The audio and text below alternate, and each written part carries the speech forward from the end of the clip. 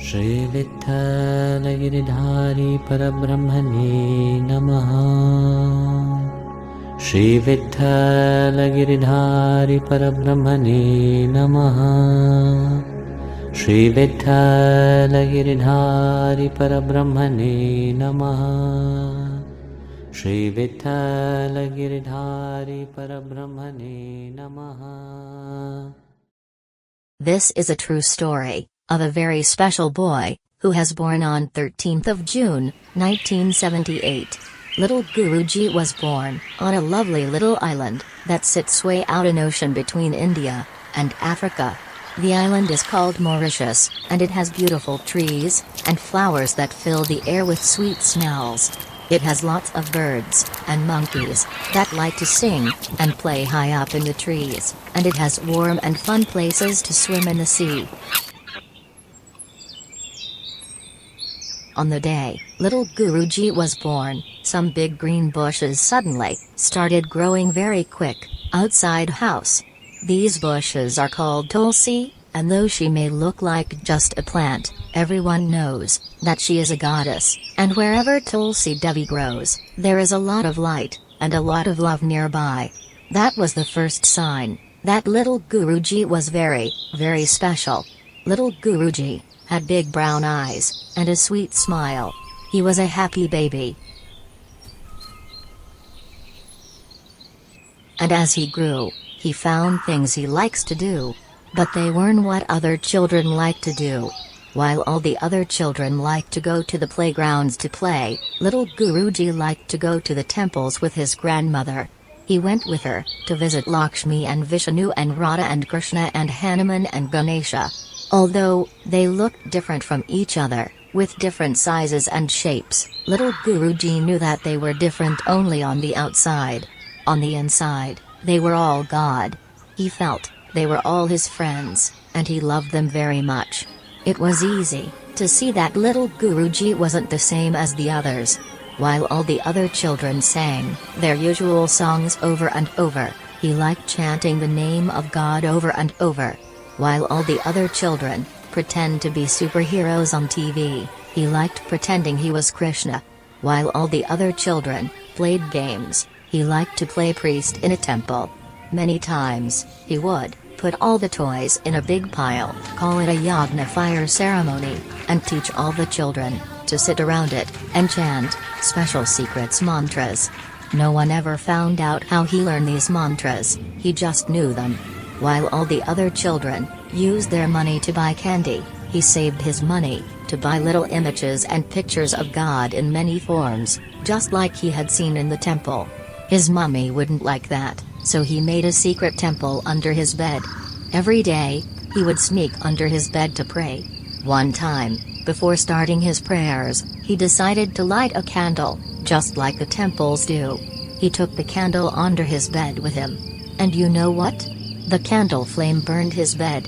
His mummy scolded him for playing with fire, but she let him bring everything out from under the bed. It's dangerous to play with fire. Come out from there right now. Little Guruji loved God so much.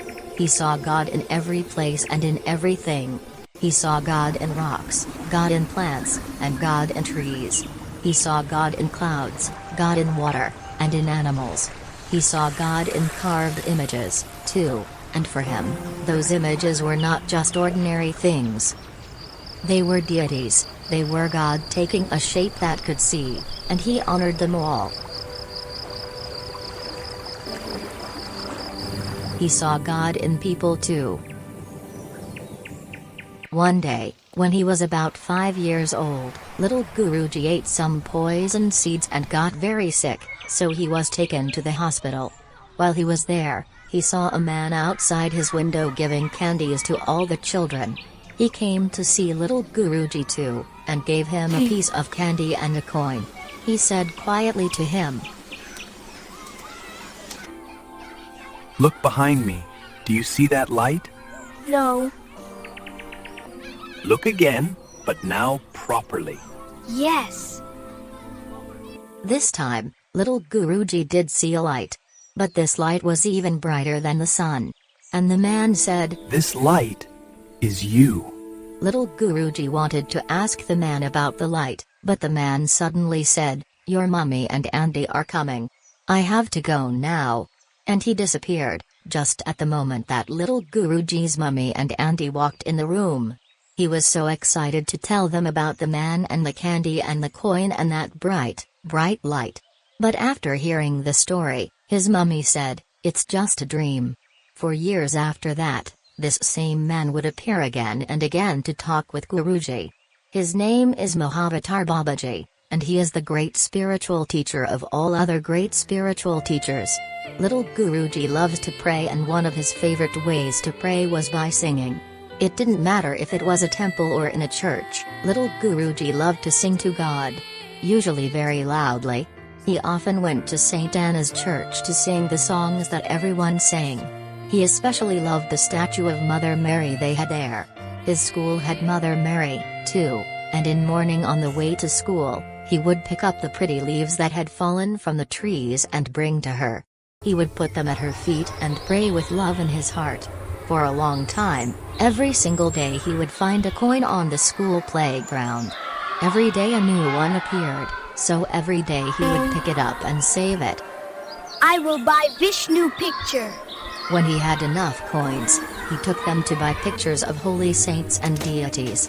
He brought the pictures home and used chewing gum to make them stick on his wall. His mummy and daddy didn't understand why he was doing all these things. They thought it was strange for a child to be praying all the time. They wanted him to be just like all the other children. But he wasn't like the other children, he was different. Special things happened around little Guruji all the time. His father created a garden so that he could sell vegetables at market. Little Guruji wanted a garden too, so he made one rigged next to it. Every day a garden too, so he made one right next to it. Every day while watering his little garden, little Guruji would to say his prayers with love in his heart, and felt that God was right there next to him. And what do you think happened? Little Guruji's vegetables grew even bigger than his father's vegetables. As time went on, some things began to change. When he was 11, he said to his mummy, I don't want to eat meat anymore. I don't like eating animals. I don't understand. His father, mummy, and little sister didn't understand. All the other children ate meat, why shouldn't he? But little Guruji wasn't like all the other children. Every time he ate chicken or fish, he got very sick. After a while, the whole family stopped eating meat, and that made Guruji very happy. Some of the other children didn't understand why he was so different. They called him names and teased him, because they didn't want little Guruji to be different. But he wasn't like anybody else, and he couldn't be like anybody else. He could only be who he really was. Whenever little Guruji wanted to give candies to his friends, candies would suddenly appear in his hands. He thought this was normal. But the other children couldn't do it. Sometimes, when he pointed to sky, a bright circle of light formed around his finger, and sometimes his friends could see it. He thought this was natural. But the other children couldn't do it. As he grew older, these special kinds of things happened more and more. One time, the adults were talking in the living room until very late. His friends were laughing and jumping up and down on Guruji's bed. When adults came in, they saw Guruji throwing a sweet-smelling white powder, called vibhuti, on everyone. Vibhuti is a sacred ash. The remarkable thing was, this ash was coming right out of Guruji's hands. He thought this was easy, but now he was old enough to know that no one else could do it. When Guruji was about 14, he had a new experience called Samadhi. On that day, he closed his eyes and he saw that light he'd seen in the hospital with Mahavatar Babaji. He saw the light that he was. And he saw that he was the entire universe, too. All the stars and the planets and suns and moons were part of him, and he was part of them. That's when he knew that he was here for a very important reason. He knew that he was here to teach everyone about that same light that lived inside of them. From then on, Guruji started teaching people that God isn't far away. He taught everyone that God lives right inside of you, deep down in your heart, and there is never a time when you are not connected to God. He taught everyone that God is love. And this great love is much bigger than a love of any person or anything. He said that everyone is born from this great love at the beginning, and everyone will go back to this great love at the end. Everything is just love. Soon, people from all over the island who were sick or had problems came to see him. Because there were so many, they had to stand in line outside and wait their turn. But after they spoke with him, their problems and their pains went away very quickly. With all these people waiting outside all day just to see Guruji, his family couldn't live a normal life anymore. Guruji didn't want to cause his family any trouble, but he was born to help all people feel what divine love is and to get closer to God. This was his job to do, even if it meant being different. After a while, everyone knew that it was time for Guruji to leave the little island so that he could go to help people all over the world. And so he did. Over the next years, Guruji grew up to be what he has always been, a very special teacher who helps people get close to God. This kind of teacher is called a Satguru, and Satgurus are very rare and very hard to find.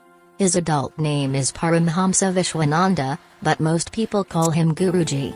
Now he travels all over the world to meet adults and children just like you. Maybe someday you will meet him too.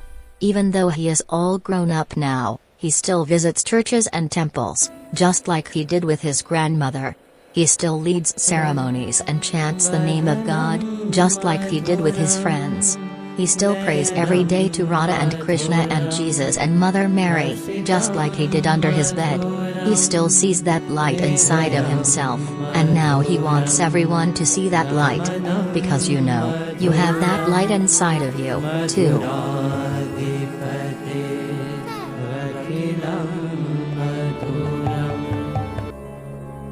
Shri Vithala Giridhari Parabrahmane Namaha.